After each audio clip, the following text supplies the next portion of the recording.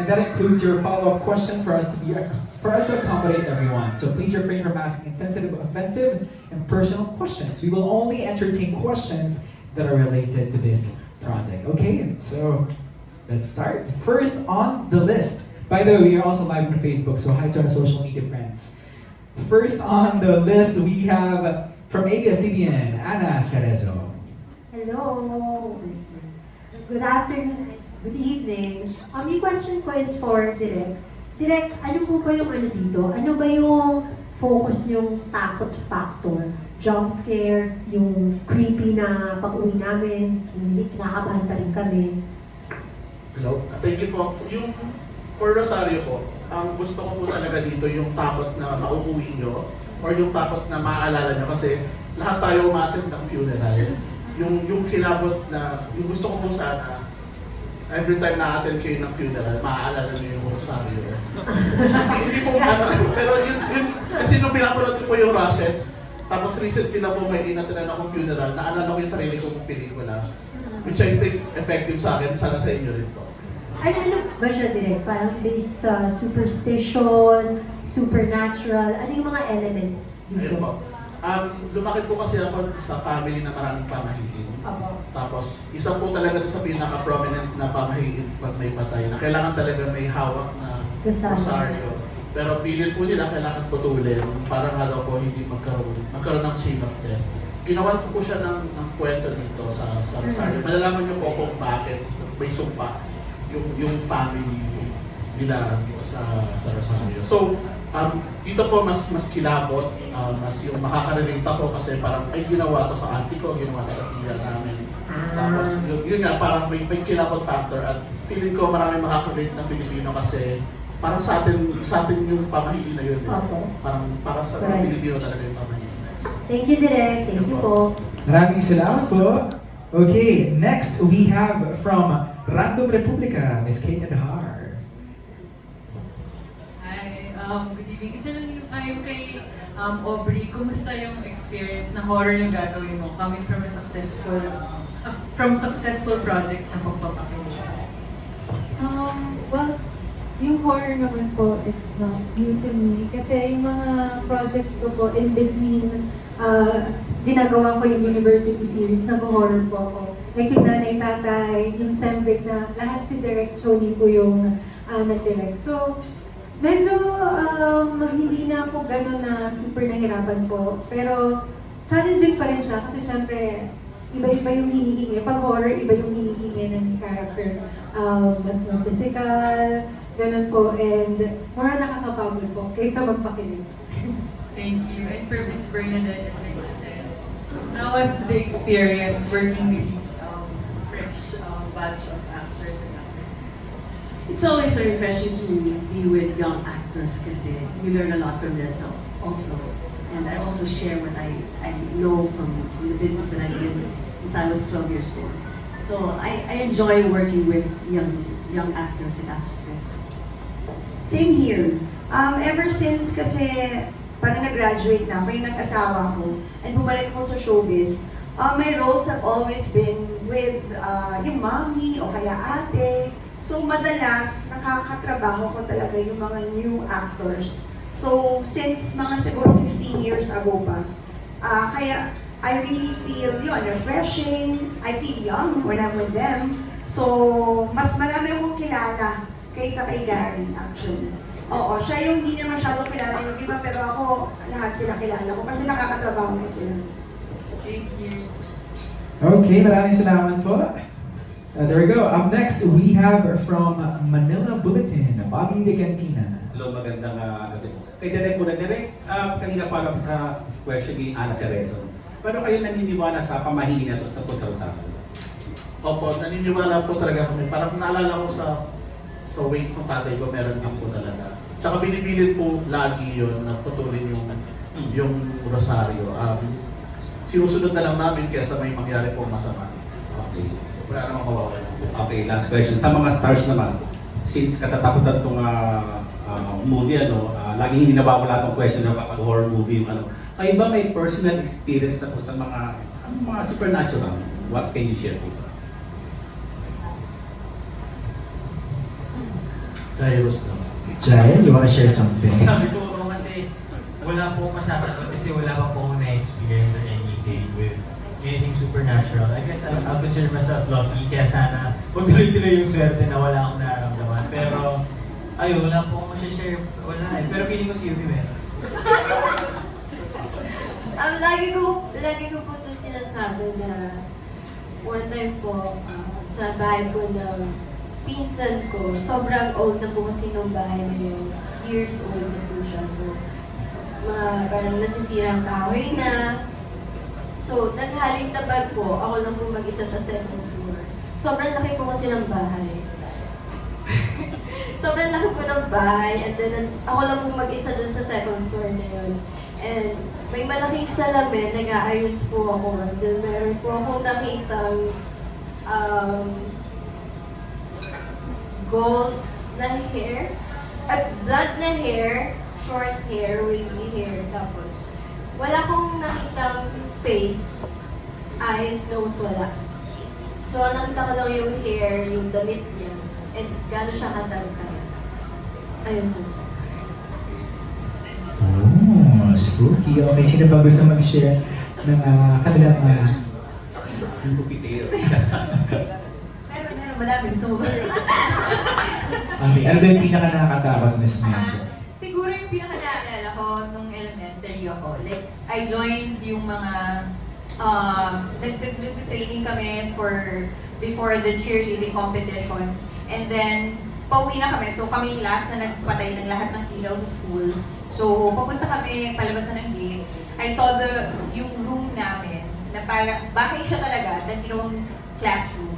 Wala siyang second floor, but we saw, lahat kami, nakakita kami ng parang white lady na paakyat ng hagdanan, pero walang second floor. So, lahat kami nagtakbuhan pa palabas ng time na yun. So, yun lang naalala ko. Core memory na yun. Yan, namalis. Yes, Lance, you wanna share something? No scary stories, alright? Yes? Sige, ako na lang. Since patay naman, yung dad ko na lang. After yung mamatay, parang yun yung parang may 1 month daw na nagsistay pa sila sa house.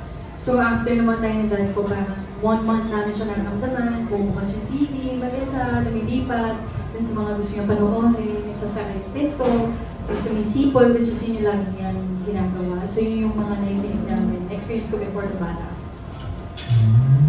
Aubrey Caraan? Ako, dito sa movie, wala naman po. Pero yung last movie ko with Direct Ronnie, Nanay Tatay, we were on the set, tapos nasa standby area kami. I remember kinlose ko yung door para, kasi hot set po sa labas, so doon sila nag-shoot. Kinlose ko yung door, tapos dahan-dahan siyang nag-open, pero walang tao. Tapos kami lang po ni Heart Ryan nun, so kinlose ko lang ulit. So hindi ako matatakot. Pero nag-open siya ulit ng ano, pero kinlose ko po talaga as in lock. So yeah, yun lang yung horror story. You, I think Mrs. Z wants to share something. Ay, oo. Medyo matagal ito ng konti. Meron kasi isang murder nangyari na kaibigan ng pamilya, and isang gabi natutulog na kami lahat. Kasama ko kasi Chit Ramos noon. Meron biglang may humatak sa pulot ko, sa paa. Paghatak, binuksan ko yung mata ko. Pagtingin ko yung murder na tao, parang niyayaya ako sumama sa kanya. So, takip ako, sabi ko, Ate Chit! Sigaw ako ng sigaw. Kilala niyo ba si Chit Ramos, kapatid ni Hindi? So, andun siya na, bigla akong napatalong sa kanya. So, sabi ko, nakita ko si ganyan. Sabi ko, bakit ka sa akin, hindi naman ako close doon. Anyway, the next day, ginawa ko, nagdasal ako, nagpangmisa ako dun sa taong yun. And I think she just wanted some peace sa pagkamatay niya. But that was really creepy and that was really scary. There we go. Basta pag may murder na usapan, ako ibang usapan, nakakatakot yun, Mrs. Z, no? Real life. Okay, may any others na gusto pa? Yes po? Naalala ko when I was 10 years old, namatay yung lolo ko. Binigyan niya ako ng bracelet kasi taga-Saudi siya eh, doon siya trabaho. So bracelet ang binigyan niya sa akin. Favorite ko yun. Nung funeral niya, nawawala yung bracelet na yun. So hindi ko siya mahanap, pero gusto ko siyang suotin kasi kailangan suot ko siya. nakalatag siya doon sa bag na parati kong dala. Alam mo naman yung mga bata, ewan ko kung ang mga bata na ngayon ganun pa rin, parating may baon na lampin, extra shirt. So nakalatag siya doon sa bag, nakaayos siya na ganun. So yun, nagparamdam siya in that way sa akin na para maalala ko siguro na suotin ko talaga yung bracelet. So yun lang ang naalala ko. Pero hindi siya nakakatakot for me. Yeah, para mga messages lang mula sa kanila. Okay. Okay na? Are we good? Yeah, wala talaga, Jay? Wala talaga. Okay. There we go, guys. Alam mo, we could talk about this for hours and not get bored. Pero maraming salamat po. Yeah, I guess nasagot na yung katanungan na from our media friend. And now let's proceed from Abante Liling, Ray Pumaloy. Ayun, kasi napag-usapan yung super high, Giselle, and Barry. It's been quite a long time. It's good to see you. Napag-usapan yung mga superstitious belief, no? Kayo ba, doon sa mga Gen Zs, aware ba kayo na meron talagang rosaryo dapat? Doon sa mga hindi pa namamatayan, aware ba kayo na may rosaryo, may mga ganitong paniniwala na dapat may rosaryo, and then dapat pinuputol or something? And ano ba yung natutunan nyo dito sa pelikula, dun sa kwento, and paano nyo to ina-apply sa tunay na buhay and in the future? Ako in the future. Actually, me, I have little knowledge lang about pamahiin, so it's actually... Ano yung pamahiin na alam mo? Don't sweep the floor at night. Sa gabi. O, kasi lalabas yung swerte. Ganun pa. Oo, diba? Ano lang daw yung siyempre sabi ng mga nanay ko na huwag mo lang daw gawin. At saka bawal daw, you can't cut your nails at night din. Yun lang po dalawa lang po. At saka pagpag, siyempre. But about the rosaryo, wala po talaga akong knowledge until I worked in this field po. And siguro yung natutunan ko, well, actually me personally, I'm not a big fan of pamahiin, so hindi masyado ko naniniwala. So siguro yung mom ko, hi mom, kung nanonood ka, sana siguro pag may namatayan mapanood na family relative, siguro gawin na lang din, wala namang mawawala. Si Jairus muna. Hindi ko rin po alam na may ganito pala sa Rosario kapag meron namatayan sa inyo. Pero syempre, the usual yung pagpag or sa amin pala, sa family nyo, sorry. Usually, bawal magkupit ng kuko, bawal magwalis sa gabi. Yun lang basically yung talagang parang sikat na pamahiin na talaga mas madaling sundin. Paano kayo yung mga nagpapa-nail gun, no? Sa mga nail salon? Sinaabot na ng alas 7. Pero baka importante, hindi po kayo yung magupit. Kung iba yung magugupit, bago yan May naisip kang pamahiin. Grabe ang conspiracy theory. Gusto mo naman magupit mo na lang sa iba. Kasi Tama. ikaw yun eh. Tama. Diba? So, feeling ko yun. Pero din, I'm not aware na may ganito po palang klase, not at the same with Lance. We work this film na meron palang pamahiin. Actually, sinusunod ko lang po talaga pagpag eh. Pero nagugupit pa yung nakuko sa gabi, so parang safe naman. Pero natutunan mo, I mean, anong na-realize mo doing this film? About pamahiin and so? Siguro same with Lance. I mean, if there's nothing to lose, why not do it, no? For the sake of peace of mind as well. And siguro, isa ko rin natutunan is yung tradition ng mga Pilipino goes way back na talaga. Na grabe, gano'n nakalalim yung traditions na umabot na to this generation na pwede namang sundin and pwedeng gawin para naman for the peace of mind of each and everyone. So, yun po. Very well said, Jai. Okay? Si Yumi?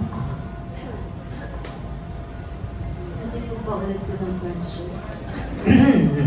Hindi, naniniwala ka ba sa mga pamahiin katulad nito, yung kinakailangan about the Rosario pag may namatay? And then anong natutunan mo while doing this film at yung pananaw mo sa pamahiin at paano mo ito ina-apply in your everyday life? Ang pamahiin lang po na nasunod ko since namatay po yung lolo ko is nagpagpag po. before po ako pumunta ko lang ako ng 7-Eleven para iligaw yung buto. Ganun po. So, yun lang po yung sinusunod. At meron pa pong isa, bawal po magwalis sa gabi. Tama po ba? Ayun, bawal po magwalis sa gabi. So, ayun. Ang natutunan ko po dito sa Rosario, since my family, related, I think healing is yung siguro kapag nag-heal ka, hindi rush. Parang you sit with your feelings. Ganun po. I love po. There we go. Okay. Ako naman po, well, siguro iba-iba bawat family, iba-iba yung pamahiin na sinasabi ng parents. Sa akin naman po, like katulad ng sinabi nila, dagdagan ko lang, bawal daw tumingin sa basag na salamin, kasi malas daw, ganyan. Madami pang iba. Pero ngayon po, parang hindi na talaga namin pinapractice yung mga pamahiin. Pero, ayun po, siguro, bago lang din sa akin tong rosaryo na kailangan putulin once na nakaburol. And ang natutunan ko po sa film na to is, siguro pag sinabihan ka na gawin mo na lang. Like katulad kung sinabi ng direct kanina, wala namang mawawala. And para lang din may peace of mind yung nagsabi sa'yo at ikaw din, para wala ka nang isipin. So yun po. Thank you. There you go. Hello po. Sa dami ng pamahiin, yung tinatanggap ko lang po ng pamahiin, yung mga positive. Which is yung kunyari, pag New Year, tatalon ka para tumangkad ka. Hindi kaya yung mga magsasabi ka ng mga points para dumami yung pera. Yung mga ganun. More on negative, hindi ko na siya masyadong sinusunod kasi parang naniniwala ako dun sa parang pag naniniwala ka, mangyayari talaga. So, iniiwasan ko siya. Pero yun nga, ang dami. Pag sinabi din ni Mama na huwag mo ito gawin, dahil ito yung pamahiin, sinusunod ko na. And sa mga patay, may rosaryo, first time ko lang din marinig. So, yun. I think gawin na lang din para peace of mind. O si Meg, ano natin si Meg? Alam ko ba, Gen Z? Jessica pa rin. Jessica pa rin naman dito. Gen Z pa rin ba ako? Kaya sabi ko nilang tawa na. Okay, sige. Tatanggap mo. Ako, hindi, familiar ako kasi when my dad passed away, yun yung ginawa, yun yung sinabi ng mom ko. Pero hindi niya na-explain kung bakit. So, basta sinunod ko na lang. Kasi sabi niya, hindi kailangan putol. Okay. Sige. Ang bilis ng kausap. Pero hindi ko alam na ganun pala yun. So, buti ginawa pala namin. So, wala namang mawawala. So, yun. Ayun. Oh, yan, sige sila Bernadette. Sige pa pa. Meron pa ba kayo mga pamahiin na hindi nyo alam? Alam ko Or lang nagugulat kayo? Or paano Hindi, ito? alam ko yung ihahatid, huwag ihahatid. Di ba pag kunyari, Oo. ka ng funeral, huwag namang bababay, huwag ihahatid. Yun. So, ako, ganun din. Kung ano na lang yung alam ko, ginagawa ko na lang. Dahil syempre, mahirap na nasa huli yung pagsisisi. Plus, of course, dasal. Dasal talaga. You have to just pray. Kasi actually, pag in-explain ko siya sa mga anak ko, minsan nagko-contradict nga naman. So, minsan hindi ko nga ma-explain sa kanila eh. Tapos sabi ko, sumunod na lang kayo. Sabi niya, di ba we have to pray, Mom? So, di ba dapat sa prayers tayo maniwala? So, sabi ko, oo nga naman. Pero still, yung mga ganung alam ko na from the past, sinusunod pa rin namin. Ikaw, ate. Eh, Susan. Actually, just like what si Bernadette said, hindi ka dapat magpapaalam na aalis na ako. Pag nagpunta sa way, kailangan magsabi ka lang, dito muna ako. Kung sasabihin, alis na ako. Kasi yun ang pamahiyan, huwag ka magpapaalam na aalis ka. Friends leave na lang mo. Friends leave na. Yes. Oo. Yung naalala ko sinabi ni FPJ dati nung bumisita siya sa stepmom ko kaya mga Cortez nung namatay. Sabi niya, dito na muna ako. Diyan na ako. Okay, sige. Yung sabihin, naalis na siya. So yun ang alam ko na pamahiin. Plus, dun when my mom died, sinabi nila tanggalin daw lahat ng mga jewelries. At pati yung rosaryo kailangan putulin. Huwag daw isasama sa limit. You have to remove all the jewelries. Siguro kasi baka may kumuha. Maybe. Ayun, thank you. Pwede ba itas natin to my question has nothing to do with the movie, kaya lang medyo napapanahon lang. Gusto ko lang malaman kung paano kayo naapekto ng crisis ngayon and ano yung mga contribution nyo para at least, or paghahanda, or ano bang ginagawa nyo para at least makatulong or para hindi kayo maapektuhan or kung ano man. Any contribution para ma-address yung kinakaharap natin ngayon? Yeah, really relevant question. Who wants to start? Siguro si Lance. Lance.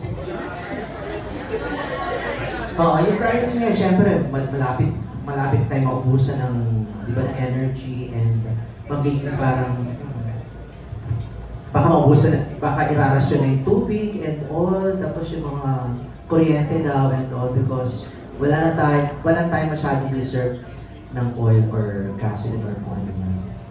Paano ka naapektuhan and paano mo, at paano ginagawa mo para bilang paghahanda and your own contribution para yun nga, para makatipid or something or kung ano man.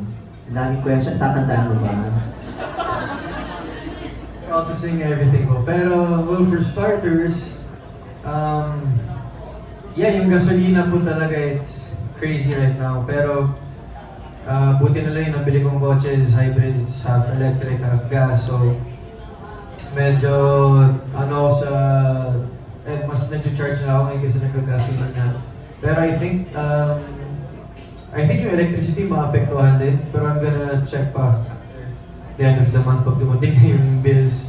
And ngayon po nagsistock up na po kami ng resources, pero like kunyari, if may need man, like kunyari friends ko, I would offer na pwede silang kumain muna sa bahay, pero hindi hatid ko lang sila sa mga bahay nila since electric naman yung gamit kong kotse. So, ayun po, I just see that inflation's been really crazy as in sobrang tumataas talaga lahat ngayon. And it's kind of unfair for like public utility vehicles like taxis, tricycles, and jeeps. Kasi parang hindi pa ata na-change yung base fare as far as I know. Pero sana magawa ng paraan para hindi nang tulugi yung mga nagtatrabaho ng ganun po. So, Yes. Meg? How it affects me and my family, I think nararamdaman namin kasi sobrang mahal na talaga. Kahit naman capable kang magpagas, mararamdaman mo talaga siya kasi ang dami mo pong pwedeng pagtuunan ng pera na yun kung tutusin. So, well, we do what we can do, diba? If, like Lance said naman, if you can do carpool with friends, kung magpupuntahan kayong place na isa, so para to save, or even electricity kasi soon it will be affected as well because of the oil. Siguro, syempre, hoping lang ako na the government will soon give yung support talaga that they will promise, and also mas concerned ako dun sa mga hanap buhay is yung public na mga transportation. Thank you. Kasi yun yung yun yung main nila, nakikita ko yung mga videos na umiiyak na sila asking for help from the government. So I'm really hoping na lang na sana magkaroon ng solusyon. And I'm grateful naman na nakikita ko online na may mga tao na tumutulong because they have the means to help. Nag-share sila ng kaya nila, like to lessen yung mga businesses, kahit mapalugi na sila yung nag-aano. So, siguro, magtulong-tulungan na lang. Yun na lang naman magagawa natin in time of crisis. Jairus. Affected kasi diesel yung kotse ko. Sobrang mahal compared to paano ako nagpapagas natin, as in, nag-feel ko talaga. But, I guess, syempre mas, more than that, mas natatakot ka, what if na maubos lahat. Kasi everything runs with gas. Paano yung mga deliveries ng food, and everything, electricity and all. So, more than sa kotse ko na iniisip ko, mas iniisip ko yung pang everyday life, eventually na mangyayari kung paano yung mga tatakot, iikot yung resources natin sa pang-araw-araw. So, yeah, siguro ako, in a way, preparation. Ngayon, actually kanina nag-check ako ng mga portable na mga power stations. I'm planning to buy one para sa bahay that also could be powered or recharged by solar. Kasi malaking tulong talaga ngayon yung mga solar equipped na mga bagay. And then, less na talaga yung pag-alis ko ngayon. Hindi tulad dati na papupunta ako ng gym, sinasadya ko pa yung Pasig coming from Fairview. So this time, I just go within the area na lang talaga para makatipid talaga sa diesel. Not because mahal, it's because more of baka yung ibang tao mas nangangailangan doon. Mas magamit ko pa yung gas sa mga bagay na mas worth it in terms of coming here, going to tapings, going to important na mga lakad. And contribution, I guess, very minimal yung contribution na magagawa natin eh. Masasabi ko lang natin na sa gobyerno na eh. So I really hope na, they come up to their senses kung paano natutulungan yung mga tao kasi mas doon natin talaga yun ng mga public utility vehicle drivers eh. And more than that, I just really hope na we can get through all of this, especially the public utility vehicle drivers, lahat ng mga mas nangamasada or gumagamit ng gas everyday as their business, as a mode of living, right? It's not about, may narinig ako, it's not about pagyaman eh. It's about surviving.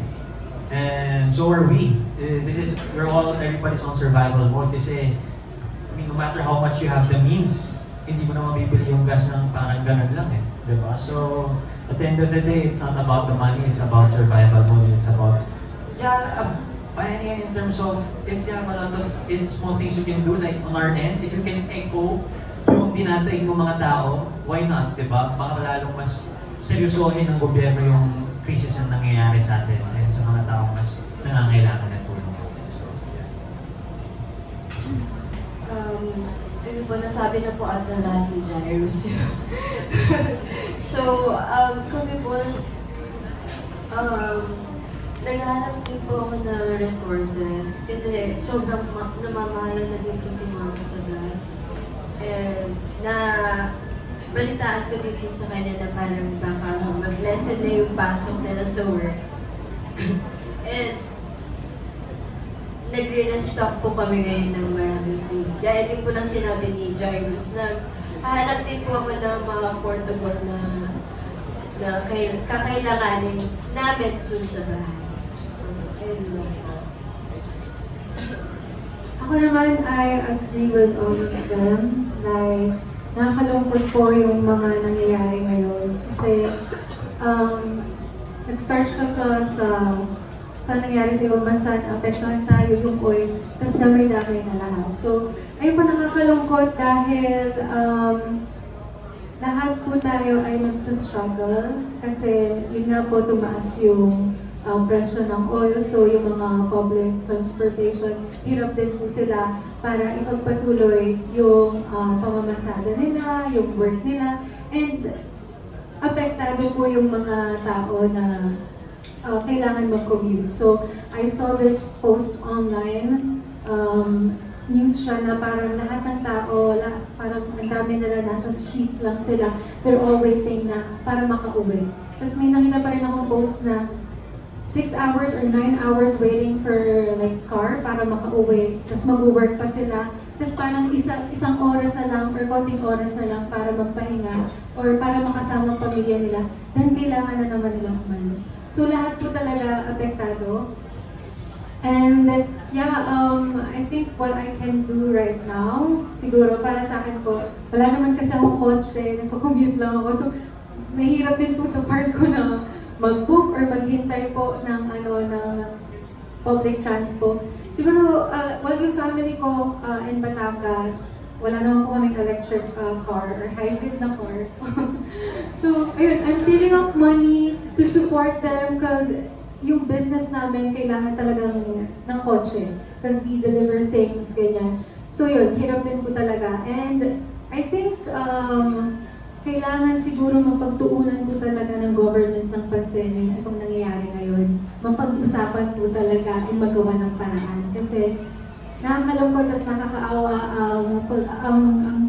ang struggle po ng bawat Pilipino ngayon. Yan lang po. Okay, so, sorry to cut this short. Since we have very limited time and we have still a long line of people to ask, but this is a very good, beautiful and relevant question. Thank you so much for asking that, bro.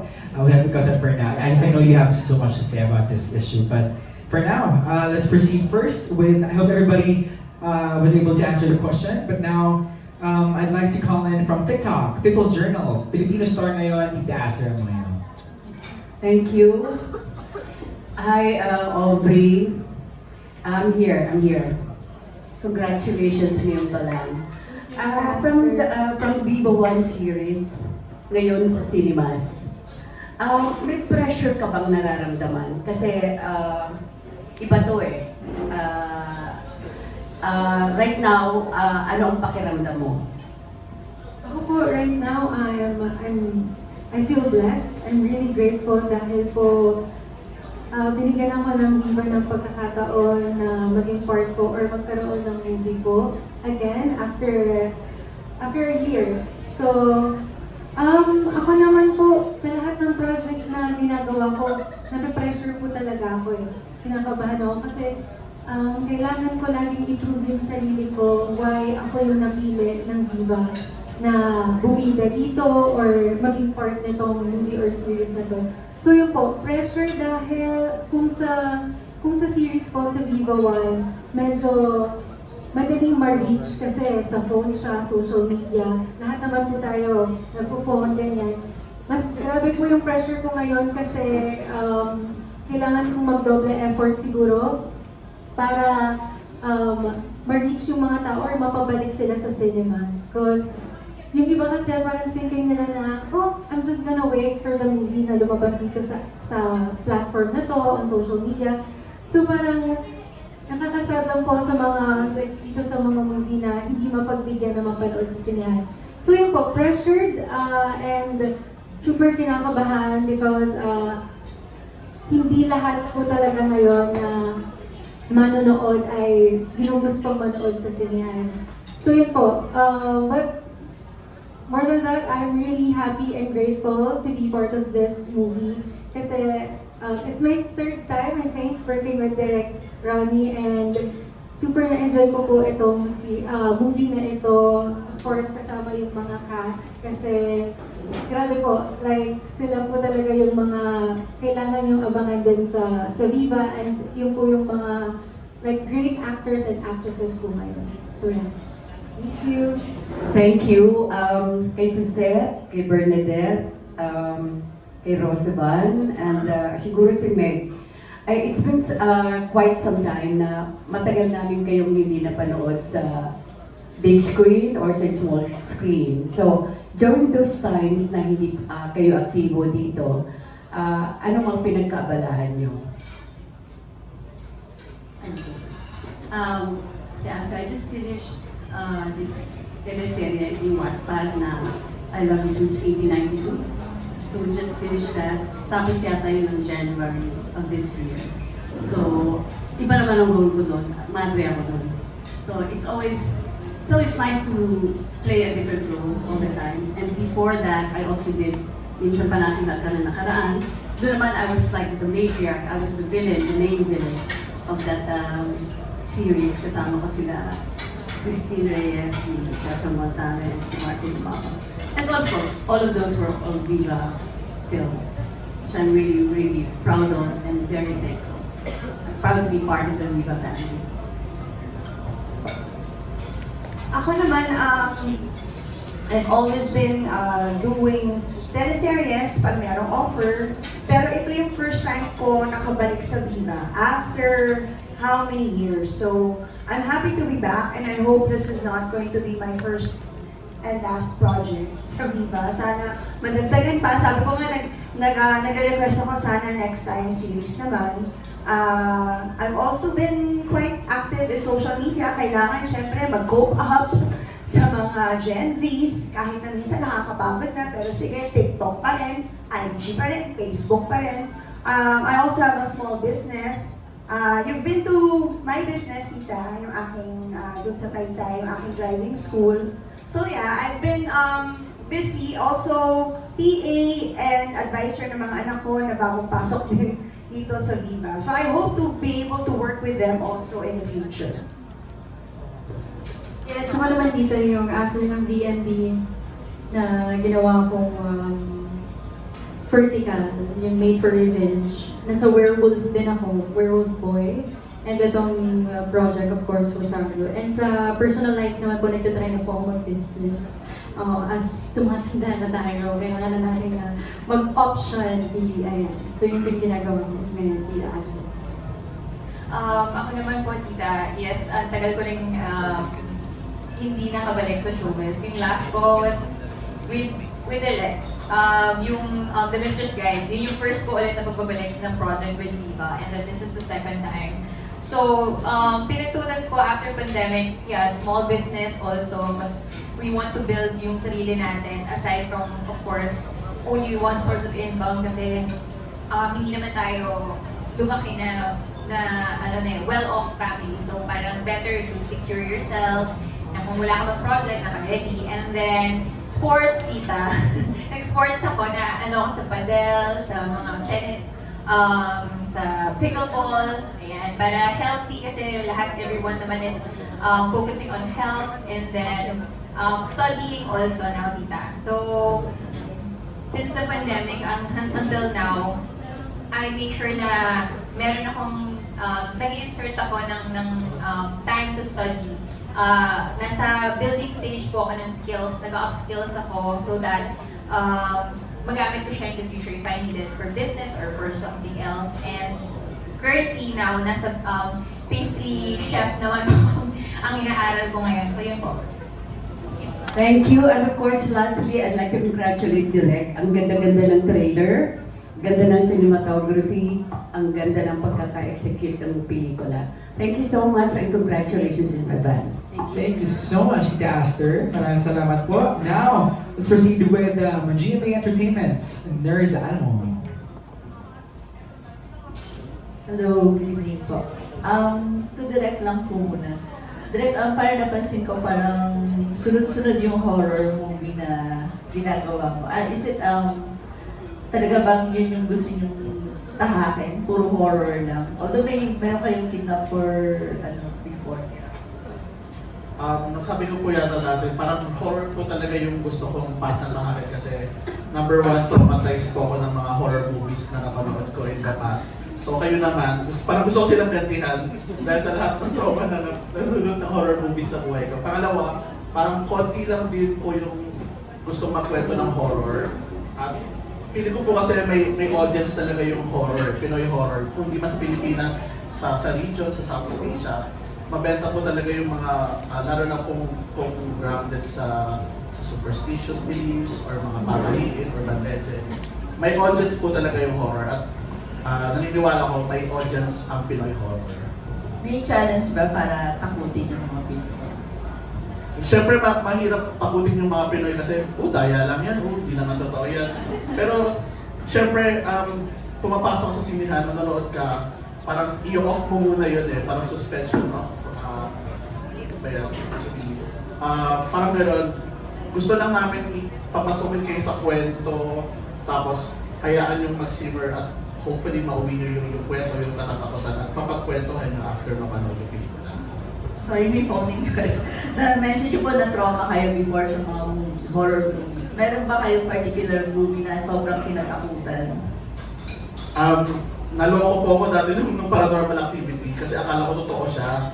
So, months after, bata pa kasi ako na, ni-research ko, alam din pala siya totoo. Eh, hindi ko napanood dati yung Blair Witch Project. So, parang feeling ko na-betray ako. So, gawa nga ako, parang gano'n. Pero mahirap po gumawa ng found footage na horror soon baka makagawa. And lastly, to Direk and dun sa mga nakagawa na ng horror before, meron ba kayong ginagawa before kayo mag-shoot? Like parang ritual or para, kasi sabi nga ni Direk, gusto niya pag-uwi, nakakatakot or maalan. Kayo ba meron kayong mga ginagawa to avoid? Ako, lang po, every scene, basta before start ng shoot, I always pray, para lang mawala din sa sistema ko yung mga eksena or yung mga katatakutan. Sige, pray lang talaga. Kasi yun nga parang tinatawag mo kasi energy kapag sa shoot ka. So, kailangan talaga mag-pray before and after. Yeah, energy is currency. Yes. Who wants to answer? Ako? Yes, Jai. Wala eh. Praying lang din actually. And I think lahat naman ginagawa yun before mag-start is mag-prayers. Importante naman talaga yun because we do everything for the Lord. We offer this project to Him as well. And kung hindi naman dahil sa kanya, wala kami lahat dito ngayon. But anyway, wala eh. Pray lang eh. Kasi parang so far, we've been doing this for everybody's doing this for a while now na mag-horror. So, hindi naman sanay, pero you know, everybody's getting the hang of it already. So, the least that we could do na lang is, you know, pray and just enjoy doing the movie or the series. Thank you.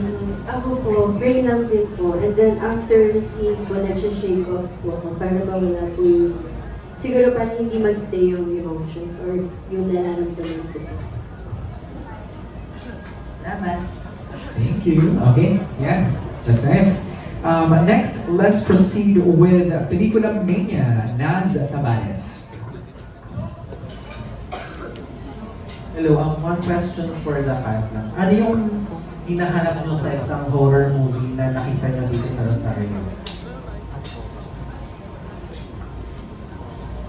I think Lance wants to begin.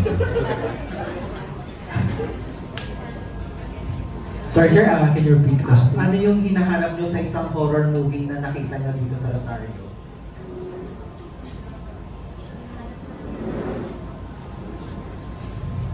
Hinanap ko sa isang horror movie na dito sa Rosario. It talks about tradition and culture, I think. Because of the Filipinos and how they react towards pamahiin. So, it's really a big what if movie. What if hindi natin ito susundin, or what if we're not gonna do this? So, yeah, it talks about tradition and realism, I think. Thank you. Yeah, Miss May? Yeah, I'm good. Siguro same with Lance is yung tradition kasi yung Pilipino gusto nila lagi makaka-relate sila eh. That's why grabe yung hit palagi yung mga drama series natin dito sa Pilipinas kasi gusto ng mga Pinoy nakaka-relate sila. So I guess, you know, dahil nakatugon siya or naka-connect siya when it comes to tradition ng mga Pilipino, kaya yun yung maganda rito na nakita namin or nahanap namin kasi makaka-relate talaga sila. And at the same time, ang gusto kasi, I don't know, I don't speak for everybody, pero ako kasi parang pag sinabi mong horror, it's not just how the horror looks like eh, yung ghost or whatsoever eh, yung antagonist or what. Parang yung gulat factor eh, yun naman talaga yung nagbibigay ng katatakutan eh. So I guess, maraming gulat kayo talaga naaabangan dito. So, and pati syempre yung mismo si Rosario, nakakatakot talaga siya kasi ilang beses ako nagugulat sa taping na nandun na pala siya, hindi ko alam script reading na sa Dr. Ilang beses na nagugulat. So feeling ko isa yun sa maganda dito sa movie na pwedeng makarelate at talagang magugustuhan din ng mga manonood. So, Aubrey, you want to say something? Ako, ang hinahanap ko na nasa movie namin Rosario, yung mga jump scares. Yung, Jump scares. pati yung mga, like, trauma na mabibigay niya sa audiences. And of course, learnings din. So, bawat horror films naman, hindi lang naman ikaw matatakot, may matututunan ka sa pagkatapos mo manood. So, yun. That is very true. Okay, there we go. Maraming salamat po. Okay, nagot po ba yung ayos? Maraming salamat. Up next, let's have from Inquirer, Ms. Dalian Carvajal. Philippine Star na. Sorry. Okay, it's okay. Stand corrected. Hi, Berna. For the cast, fun question na. Kasi it's about death, no? Kung merong famous celebrity na namatay na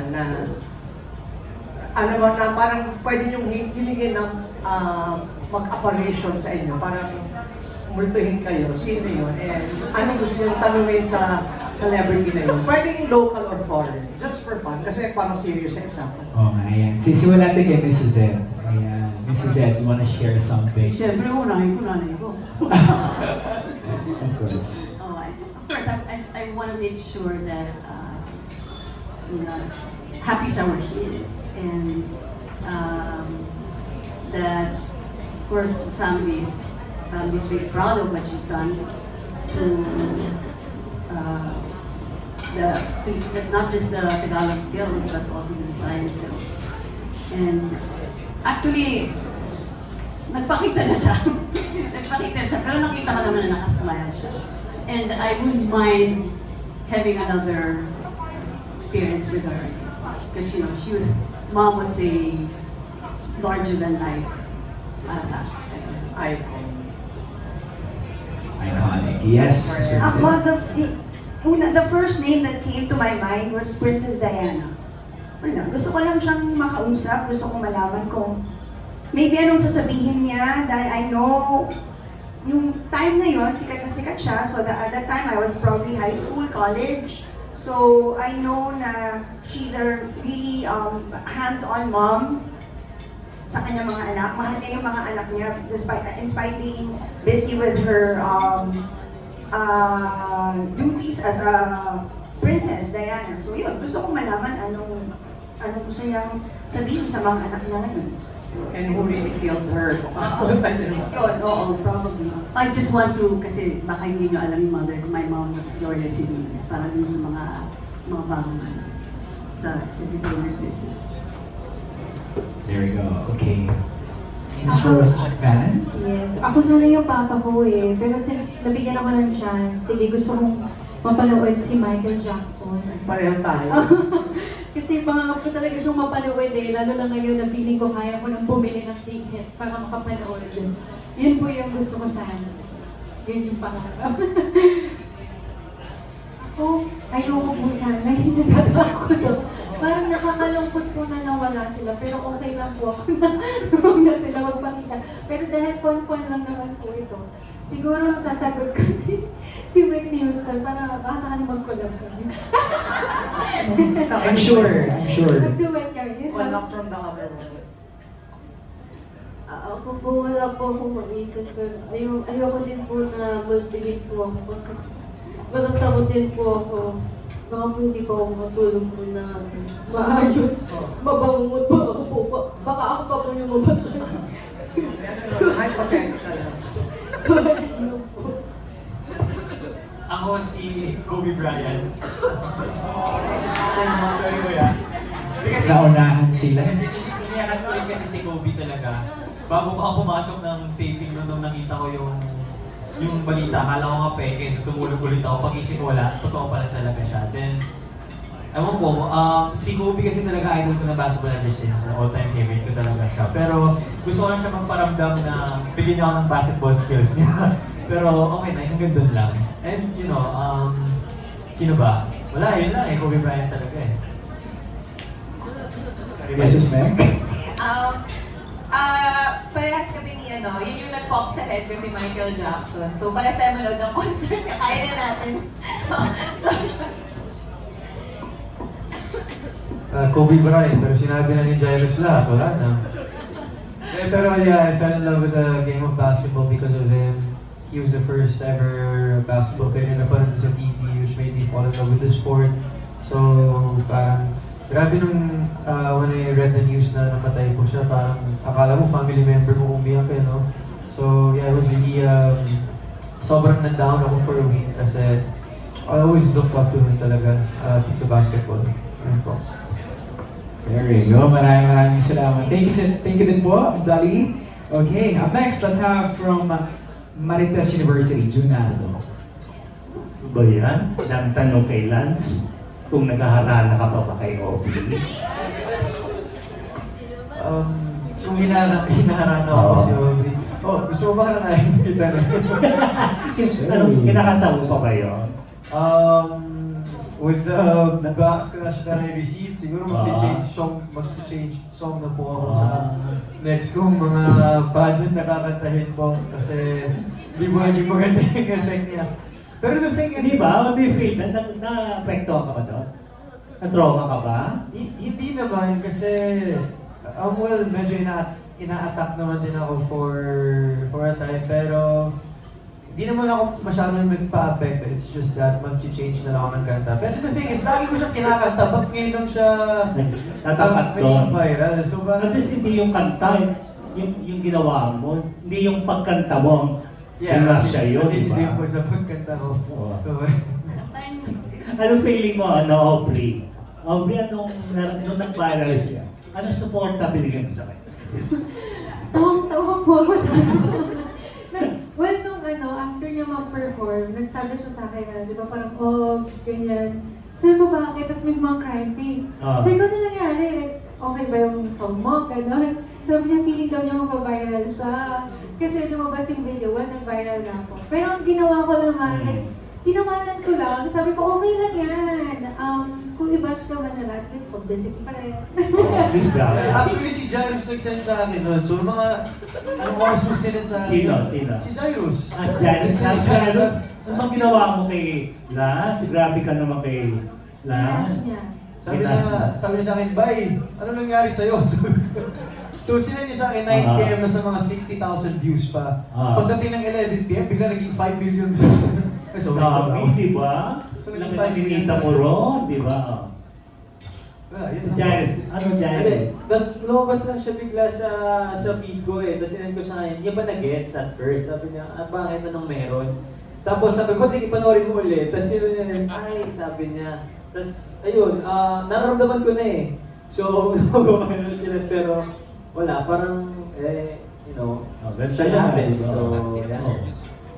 Okay, kasi kasi nawa naman ni Aubrey. Teka, tanong ko muna, Lance, may relasyon na ba kayo? May mga ang dami nagtatawanan, ang dami kinikilig. May relasyon na ba kayo? You answer, please. May relasyon po kami. Ba't nahihiya kayo? Kami lang ito. Huwag kayong matakot. So bakit tayo Tayo lalabas dyan. Hindi, ayaw ko sagutin, kala nila nagtatama tayo. Wala, we're really good friends po talaga. Opo. Sabi ko nga po, siya yung closest guy friend ko sa show business. Like, I really trust him sa lahat ng bagay. Yun. Gwapo ni Lance, Aubrey. Opo nga po, opo. Ha? Opo, no? Gwapo, di ba? Opo. Sino ba to? Dalagyan ka naman sila na eksena sa movie na sila magkasama na parang tinatatatakot sila. Meron ba sila doon, direct? Meron po parang threatened na si Aubrey kasi marami na pong nangyayari sa family nila. Pero nung pumasok si Lance parang, May shining armor. parang gano'n, knight in shining armor siya ni, parang we got this. Yumakap siya. Opo. Paano yakap na yun, direct? Pero nasa script po yun. Feeling ko si Sir ay fan na din Lance Free. Parang natutuwa din po kayo kay Lance at Aubrey. Si Lance daw na may nakapansin, yung sinabi ni Aubrey na good friends, nag-sad face si Lance. May nakapansin, Lance, ang dami, nakuha na ka ng mga video. Do you wanna defend, bro? Yeah, whatever she said, sige, yun na lang po yung paniwalaan natin. Grabe ka naman. O sige, anyway. Tanong ko lang tapos na yung masaya. Ito, marunong ba kayo mag-rosaryo? Before po ako, pero iba po na yung religion ko ngayon. Or naging Christian na po. So, hindi ko na po pinapractice yung mag-reason. Tapos si Suzette, alam mo, di ba? Ikaw, Bernadette, marunong ka pa rin? Ikaw, si Suzette, ito na raw yung bagong Angie Ferro dahil nananakot ka ngayon. Hindi naman. Pero nagkakasari ako everyday. Good. Diba? Si Bernadette, si Madam. Madam, grabe. Of course, nagkakasara. Kung minsan nga pa nagdadrive ako, yun ang pinapalitan ko eh. Yung dalang kabataan. Alam mo, aralin niyo yun. Ha? Lance, para hindi na good friends ang sabihin ni Aubrey. Yeah, but in terms of praying the rosary, yes, because in Ateneo dati, every October, we would always celebrate the month of the Holy Rosary, so we would always pray the rosary po. Oh, very good. Sige, good luck na lang. Ayoko na ba, ma-intriga pa kayo. Maraming salamat po, Sir Junardo from Marites University. Thank you so much. I guess that wraps up our Q&A session. Palakpakan naman natin lahat ng mga nagtanong. Yes, last na siya. What a way to end the Q&A, right?